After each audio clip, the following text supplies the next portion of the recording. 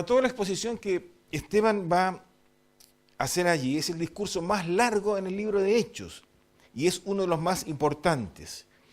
Vamos a ver que él va a repasar toda la historia de Israel y las contribuciones que hicieron muchos líderes, los más respetados allí dentro de la nación de Israel. Por ejemplo, si ustedes ven conmigo en capítulo 7, versículos 2 al 8, va a citar a Abraham. Capítulo 7, del 9 al 17, va a citar a José. Capítulo 7, 18 al 44, va a citar a Moisés. 7, 45, a Josué. Y del 46 al 50 va a citar a David y Salomón. Si ustedes ven allí entonces estos personajes. Ahora, este discurso, que nosotros en este momento lo estamos tomando también de una forma separada, es una refutación o una respuesta que está dando Esteban entonces de las acusaciones hechas contra él en el capítulo 6, versículo 8 en adelante. ¿Ya? Eso es lo que él va a responder en el capítulo 7, a los argumentos que los judíos líderes estaban entonces acusando falsamente, por supuesto, a Esteban. Y en el capítulo 7 entonces él va a responder contra esas acusaciones. Por lo tanto, vamos a leer lo que corresponde en el capítulo 6, desde el 8 hasta el 15, y en la medida que podamos, vamos entonces, o vamos a verlo, el capítulo 7, pero a grandes rasgos, y obtener allí entonces también para nosotros una aplicación en la medida que avanzamos. Leo Hechos 7, 8. Perdón, Hechos 6, 8. Gracias, ustedes están más atentos que yo. Y Esteban, lleno de gracia y de poder, hacía grandes prodigios y señales entre el pueblo. Entonces se levantaron unos de la sinagoga llamada de los libertos y de los de Cirene, de Alejandría, de Cilicia y de Asia, disputando con Esteban. Pero no podían resistir a la sabiduría y al espíritu con que hablaba. Entonces sobornaron a unos para que dijesen que les había oído hablar palabras blasfemas contra Moisés y contra Dios. Y soliviantaron al pueblo, a los ancianos y a los escribas, y arremetiendo, le arrebataron y le trajeron al concilio. Y pusieron testigos falsos que decían: este hombre no cesa de hablar palabras blasfemas contra este lugar santo y contra la ley. Pues le hemos oído decir que ese Jesús de Nazaret destruirá este lugar y cambiará las costumbres que nos dio Moisés. Entonces todos los que estaban sentados en el concilio, al fijar los ojos en él, vieron su rostro como el rostro de un ángel. Oremos. Padre, gracias por este tiempo. Te rogamos que tu santa palabra es la que nosotros prestamos atención, más que en los comentarios humanos que yo pueda hacer o discurrir sobre ellos. Es tu palabra la que hacemos caso y seguimos. Y te pedimos para que lo que podemos entonces obtener de ella sea para provecho de nuestras vidas y para la gloria tuya, Señor. Que obedeciéndola nosotros y considerándola, vaya haciendo esa transformación que todos necesitamos, cada uno en forma profunda, sabiendo de nuestra condición, de lo que somos, pero que un día también estaremos en tu presencia. Te alabamos, te damos gracias porque al ir en esta vida, cada día en forma práctica, en todas las cosas que hacemos, podemos poner en práctica tu palabra. En el trabajo, en la familia, con los hijos, con diferentes personas, pero ayúdanos entonces para ser mejores delante tuyo, Señor, para agradarte a ti. Te lo rogamos agradecido en el nombre del Señor Jesucristo. Amén. Bien, entonces, ¿qué es lo que él va a demostrarles, ¿no es cierto?, que ellos eran culpables de estos mismos pecados de los que falsamente le acusaban a Esteban. Y el primero, ya hemos visto algo de eso, ellos entendieron mal sus propias raíces espirituales. Ellos mal interpretaron sus propias raíces espirituales. Y qué importante que es cuando uno, en el caso nuestro, que somos creyentes, realmente somos personas diferentes al resto. El problema es que podamos transformarnos en presumidos y podamos transformarnos también en gente que somos con un pensamiento de superioridad frente a otros. O aún entre nosotros mismos también tener quizás pensamientos que no sean agradables a Dios frente a lo que somos cada uno en el Señor. A veces comparándonos, a veces menospreciándonos a través de las comparaciones o diferentes cosas que pueden hacer interpretar mal nuestras raíces espirituales. Pero a veces incluso lo cantamos, y es cierto, somos un pueblo especial, llamados para anunciar, eso sí es cierto, debe ser así. Pero el peligro también que yo veo es que nosotros podemos considerarnos que somos algo tan particular en este mundo y que miramos a la gente entonces de una manera despectiva. Que yo creo que eso era lo que estaba pasando también con ellos, es decir, con los líderes judíos. Ellos se consideraban tan particularmente especiales que el resto de la gente para ellos era absolutamente no solo diferente, sino baja, ¿no es cierto?, de otra clase de gente.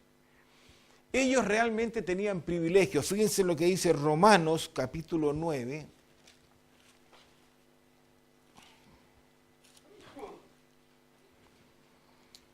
Si nosotros leemos del 1 al 5, yo lo voy a hacer porque así lo hago más rápido, ellos realmente tenían una condición muy particular en cuanto al llamado de Dios sobre sus vidas. Verdad digo en Cristo, estoy leyendo Romanos 9, 1.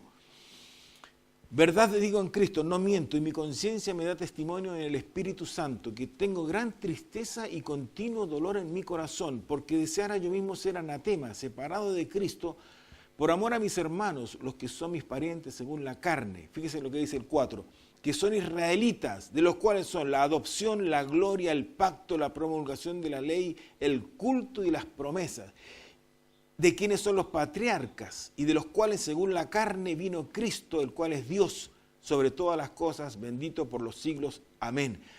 Fíjense todos los privilegios que ellos tenían. Realmente era así, ¿no es cierto? Tenían una herencia espiritual magnífica, pero estaban haciendo mal uso de ello. Por la misma posición que entonces espiritualmente eran, se consideraban superiores, pero también se consideraban quizás que no era necesario que practicaran tanto las cosas que demandaba Dios, porque ya ellos estaban bajo ese alero que era inamovible. Entonces, se tomaron cierta forma de vida, fueron siendo, ¿no es cierto?, dándose libertades a sí mismos y cambiando también las cosas que Dios había enseñado. Entonces, malinterpretaron todo su trasfondo espiritual. Y eso es lo que también yo creo, por supuesto, que para nosotros debe ser de esa forma, es decir, de cuidarnos de lo que somos. Ser tan sencillos y humildes porque Dios en su gracia nos llamó a nosotros siendo tremendamente pecadores. ¿Quién de nosotros no lo es? ¿Verdad? Entonces, por lo tanto, ¿cómo podríamos mirar con altivez a los demás? Entre nosotros mismos, ¿cómo podríamos menospreciar a las personas? El que menosprecia a su prójimo carece de entendimiento, dice la Biblia. Pero a veces nosotros somos así con el resto de la gente y podemos mirarles sobre el hombro, ¿no es cierto? Y tenerles de una manera entonces inferior. Y entre nosotros, a propósito, a los pies de la cruz somos todos iguales. Y gracias a Dios por eso. Acá hay personas maravillosas en todo el sentido de la palabra. Hay gente que ha sido formada con estudios superiores, hay gente que tiene diferentes profesiones, otros están estudiando otras cosas, otros son sobresalientes en sus trabajos, otros están estudiando en el colegio o en la universidad, otros son personas más sencillas, quizás tenemos labores sencillas, pero a los pies de la cruz somos todos iguales. Debemos respetarnos como tal, amarnos como tal, porque somos iguales. No somos, ¿no es cierto?, algo particular. Cuando vemos a las personas, las vemos también necesitadas como nosotros un día. Y ellos, sin embargo, se jactaban, ¿no es cierto?, de que eran hijos de Abraham, y entonces estaban tomando una posición de altanería, y no debe ser así. debe ir acompañada la fe, ¿no es cierto?, acompañada de humildad, por lo que nosotros somos realmente y de donde Dios nos ha sacado a nosotros. Hay mucho, ¿verdad?, que podríamos decir acerca de esto, pero nosotros lo vemos muchas veces en personas, por ejemplo, soy apolítico, quiero que lo tengan bien claro, no quiero meterme jamás en política porque nuestra función es otra, ¿no? Pero a veces vemos que la gente que está en cierta posición, que es privilegiada también, uno espera de ellos que nos dirijan, ¿no es cierto?, como nación, pero a veces les vemos que es una apariencia externa meramente, pero que en el fondo cuando se empieza a descubrir todo lo que van haciendo, uno dice, pucha, qué pena que nosotros que esperamos de ellos también lo mejor resulta que están envueltos en lo peor, solamente es la apariencia externa. Y entonces se va haciendo un vínculo, una endogamia donde se van llevando bien entre unos y otros y avanzando en las cosas que ellos solamente quieren y son sus preferencias. Y el resto queda entonces bajo el flagelo de las cosas no solucionadas. Ahora es triste cuando una nación puede vivir eso, como son la mayoría de las naciones en este mundo, pero es triste cuando el pueblo cristiano también puede adoptar una posición así. Por lo tanto, vemos, ¿no es cierto?, y él le va a citar a ellos que ese era uno de los pecados de ellos. Pero no solo eso, sino que también rechazaron a los libertadores que Dios les envió. Vamos a Hechos 7. No estamos leyendo los pasajes porque es todo el capítulo 7, entonces yo les voy a mencionar las divisiones solamente y ustedes después las pueden, marcar ahí si quieren con un lápiz o hacer una leve anotación y después entonces volver sobre ello. Pero hemos dicho en primer lugar en Hechos 7, en los primeros versículos, del 1 al 8, ¿ya?, que ellos entonces malinterpretaron, ¿no es cierto?, o malentendieron sus propias raíces espirituales. Ahora, en segundo lugar, por favor, desde el versículo 9 al 36, ¿ya?, ellos rechazaron a los libertadores que Dios les envió. Ellos lo rechazaron. Y ahí vamos a ver que está José, por ejemplo, en el capítulo 7, versículo 13. Vamos a ver a Moisés, ¿no es cierto? Ahora, ahí vemos también a través de esos dos eventos, me refiero a José y Moisés, cómo el pueblo rechazó también a Jesucristo. A José le rechazaron en primer lugar, después sí lo aceptaron y vino a ser el líder que les salvó a ellos finalmente. Ellos rechazaron a Moisés, ¿se acuerdan ustedes en primer lugar cuando dijeron, no, ¿quién eres tú? Que mataste al egipcio, ¿se acuerdan? Y él vivió 40 años en el desierto. Después Dios le volvió a llamar y utilizó a ese hombre para sacar entonces a esa nación de Egipto. Ahora lo mismo ha pasado con el Mesías. Ellos han rechazado al Mesías, pero un día le reconocerán. Y que ahí en Zacarías 12, por favor, nos detenemos para ver solamente algunos versículos. Entonces un día le van, es el penúltimo libro de la Biblia, Zacarías, del Antiguo Testamento. Zacarías 12:10. Y nosotros tenemos esa esperanza de que un día también ellos como nación van a reconocerle individualmente y gracias al Señor. Por eso que muchos judíos han creído en el Mesías. Zacarías 12:10, yo lo leo por el tiempo. Y derramaré sobre la casa de David y sobre los moradores de Jerusalén espíritu de gracia y de oración. Y mirarán a mí, a quien traspasaron, y llorarán como se llora por hijo unigénito, afligiéndose por él como quien se aflige por el primogénito. Ahora, estamos sacándolo, ¿verdad?, del contexto, pero por eso vuelvo a repetir, ahí, si usted quiere dedicarle más tiempo, puede hacerlo. Pero un día ellos, así como rechazaron a José, a Moisés y al Señor Jesucristo, un día ellos van a creer en el Mesías. Pero él les está diciendo, Esteban, ¿no es cierto?, que ellos así también habían hecho, o sea, habían rechazado a los libertadores que Dios les envió. Y qué triste que es para ellos. Yo estaba pensando, ¿cuántas veces yo he escuchado hombres de Dios que han venido a predicar acá? Ahora decimos, viene el jueves, viene otro. Hombres que Dios quiere enviarnos para libertarnos del pecado. Diciéndolo pronto y rápidamente, porque Escuchar la palabra de Dios lo que nos ayuda a nosotros es para transformar nuestras vidas, que lo necesitamos permanentemente. Y si nosotros no les escuchamos a ellos, no solo por decir, no, ese día me voy a jugar la pelota, ese día me quedo viendo televisión y teniendo problemas espirituales y necesidades como las que tenemos como cada ser humano y aún siendo creyente, las tenemos y no prestamos oído a ellos, de alguna manera es rechazar también a ellos, a aquellos hombres. Estoy haciendo, por supuesto, una aplicación, ¿no es verdad? Sí, podemos decirlo que literalmente ellos los rechazaron a estos hombres, que eran los hombres que Dios les envió a ellos. Y nosotros, queridos hermanos, cuando estamos con problemas espirituales, no podemos darnos el lujo de menospreciar lo que Dios nos quiere decir. Y si usted tiene problemas, con mayor razón tiene que estar más cerca de la palabra de Dios.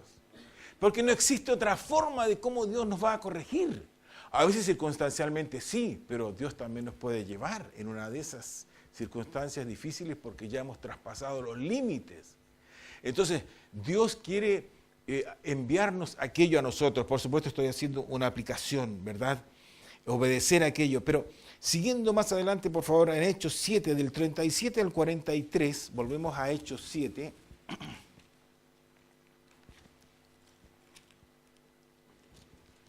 Sí, esta vez del 37 al 43 vamos a ver que ellos desobedecieron la ley de Dios también. ¿Cierto? Dentro de las acusaciones, ¿no es cierto?, que le habían hecho a Esteban, ¿se acuerdan ustedes? Ahí en Hechos 6, en adelante le habían dicho de que, por ejemplo, bueno, todo el pasaje que leímos del 6 en adelante, pero ellos le habían dicho que él había desobedecido toda la ley de Dios. Y en realidad Esteban les va a mostrar que ellos son los que sí desobedecieron la ley de Dios, de una manera tan importante. Cuando el pueblo recibió la ley allí en el monte Sinaí, ¿se acuerdan ustedes? ¿Qué fue lo que pasó mientras Moisés estaba recibiendo la ley? Ellos hicieron un becerro de oro para idolatrarlo. Vean ahí, por favor, Éxodo 32. Y con eso también entonces quebrantaron los 2 primeros mandamientos, y que nosotros vemos con toda claridad. Ahora, no solo había ocurrido aquello, no lo podemos ver en realidad por el tiempo, pero para así tenerlo presente, y muchos de ustedes lo distinguen, aquel hecho histórico, es decir, cuando ellos, mientras Moisés estaba recibiendo las tablas de la ley, ellos estaban haciendo ese becerro de oro con sus bienes, con sus joyas. Habían adorado también ídolos en Egipto. Es decir, fíjense que casi la historia de la nación de Israel es una historia de gracia, pero a la vez también de gracia menospreciada. Porque siempre, si bien es cierto, también tenemos que agradecer que había muchos que sí eran piadosos de corazón, no digo intachables, ¿no es cierto?, y perfectos, pero sí luchaban por agradar a Dios. Pero habían otros que sí estaban allí en apariencia solamente o que se dejaban avasallar por el pecado permanentemente. La lucha la tenemos todos contra el pecado. No solo usted, todos tenemos esa lucha. Y muchas veces ustedes y yo vamos a caer. La Biblia dice 7 veces cae el justo y vuelve a levantarse. Si usted ha caído, no se quede donde está en el pecado. Dios le va a ayudar a salir de aquello. Sabe que siempre es posible ir más profundo cuando nosotros estamos envueltos en pecado. Por lo tanto, hay que abandonar el pecado. Hay que dejarlo. Hay que ponerlo a un lado de nuestra vida y saber que la única proyección cierta en la vida es cuando nosotros vamos obedeciendo la palabra de Dios. No existe otra fórmula, no existe otra receta para agradar a Dios y ser dichosos. Estaba leyendo hoy los titulares, dice que en Turquía un atentado, más de 90 muertos, el mayor de la historia en Turquía actual, y una cantidad enorme de heridos también. Todas las guerras que nosotros sumamos, queridos hermanos, no son nada la cantidad de muertos por año al lado del más de 1 millón de personas que se suicida por año. Miren lo que les estoy diciendo. Hay más muertos en este mundo por suicidio que por guerra. ¿Y de qué habla eso? De la depresión que hace en el corazón del hombre el pecado. Problemas sin solucionar. Y por cada hombre que se suicida hay más de 4 que intentaron hacerlo. Qué triste, ¿no es cierto?, los datos.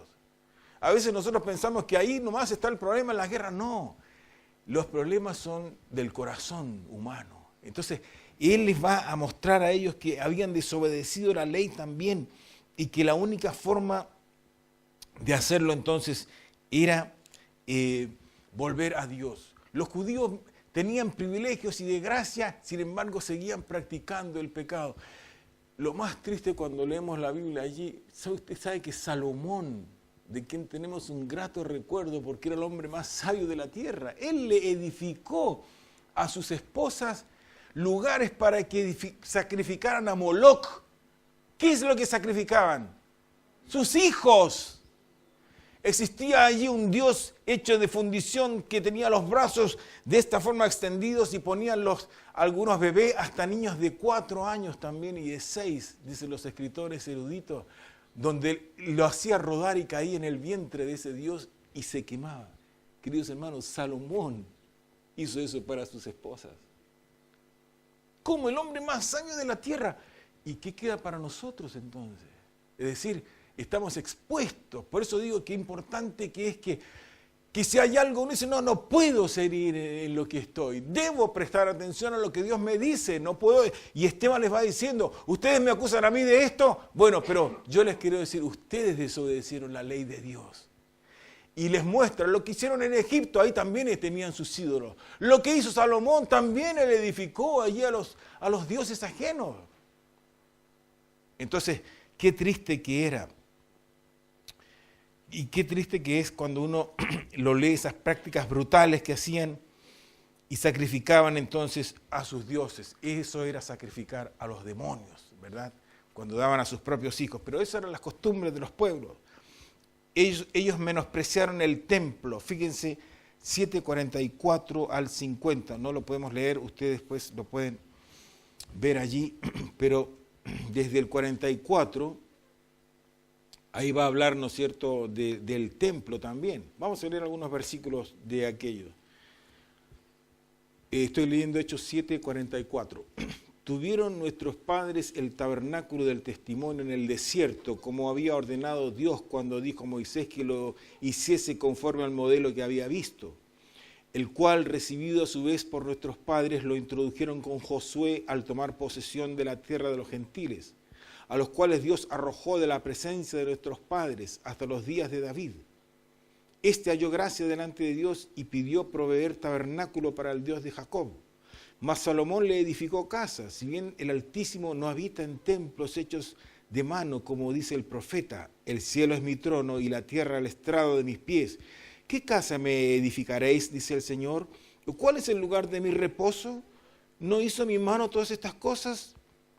Duros de cerviz e incircuncisos de corazón y de oídos, vosotros resistís siempre al Espíritu Santo como vuestros padres, así también vosotros. Y sigue entonces ellos, Esteban reprendiéndoles el mal que habían hecho. Ellos también, vuelvo a repetirles, habían menospreciado el templo de Dios.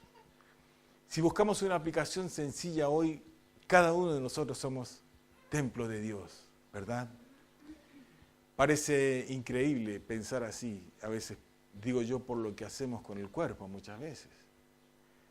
Pero la Biblia dice que nosotros somos templo del Espíritu Santo de Dios. Ahora, eso sin lugar a duda es para advertirnos a recapacitar qué hacemos con nuestra vida. ¿Qué hacemos con nuestras manos, con nuestros pies? ¿Dónde vamos? ¿Qué es lo que hablamos? ¿Qué es lo que decimos? ¿Qué hacemos? Y qué importante que es. Solo estoy haciendo una aplicación, ¿verdad? Porque ya ven ustedes que los templos que ellos tuvieron también, la gloria de Dios salió de allí muchas veces. Del tabernáculo salió ¿cuándo? Cuando el arca allí fue llevada por los filisteos. ¿Se acuerdan ustedes? Cuando Elí era el sumo sacerdote de la nación y sus hijos hacían lo que les parecía. Y él consentía en aquello. Queridos amigos, y si usted y hermanos, sus hijos, usted consiente en el pecado que ellos pueden estar practicando, tenga cuidado porque Israel perdió la gloria de Dios de allí de su propio tabernáculo por causa de aquello. Y Cabod se llamó el hijo de la nuera de uno de los hijos de Elí que murió, que significa la gloria es traspasada. Y si va usted al libro de Ezequiel, va a ver también cómo en forma progresiva el templo de Zorobabel, que también recibió y contuvo la gloria de Dios, por así decirlo, porque dice que la tierra es estrado de sus pies, como los cielos de los cielos no te pueden contener, pero en su gracia Él demostró que podía morar entre los hombres. Y también entonces la gloria de Dios se fue de aquel templo. Y cuando vino sobre el Señor Jesucristo, la Biblia dice, los suyos vino y los suyos no le recibieron. También rechazaron la gloria de Dios. Pero nosotros también podemos hacerlo dentro de nosotros. Hay algo maravilloso, precioso que está en cada uno de ustedes y mío, y nosotros si no somos conscientes de eso también podemos hacer mal de aquello. Estoy hablando de cosas pecaminosas. Pero nosotros sabemos, ¿verdad?, aquello delante de Dios, que es lo que vamos haciendo. Así es que ellos menospreciaron el templo y terminando también, ellos resistieron siempre a Dios y su verdad. Si ustedes ven allí del 51 al 53, vamos a ver entonces que ellos siempre resistieron a las verdades de Dios. Termino entonces diciendo, queridos hermanos, Esteban siempre estuvo dispuesto a vivir por aquello que él daría la vida. Y ya lo he dicho antes, pero no existe otra razón más preciosa para vivir, sino por aquello que usted estaría dispuesto a morir. ¿No es así? A veces vivimos para cosas que son absolutamente intrascendentes. Nada importa. Pero si usted vive por aquello que usted dice, yo estoy dispuesto a morir por lo que hago. Bueno, Esteban estaba así. Qué lindo ejemplo para seguir. Pero ¿sabe cómo se logra aquello? Cuando una vida llena del Espíritu, porque ahí lo vemos. Fíjense lo que dice en el 55. Pero Esteban, lleno del Espíritu Santo, puesto los ojos en el cielo, vio la gloria de Dios y a Jesús que estaba a la diestra de Dios. Una vida llena del Espíritu es una vida que nos acerca a Dios y a su Hijo, y por la que vamos a estar dispuestos a morir. Que no nos pase lo que le pasó al pueblo de Israel, que conocían las verdades de Dios, que sabían, pero no las vivían. Ojalá no suceda con nosotros, sino que hagamos como hizo Esteban. Oremos.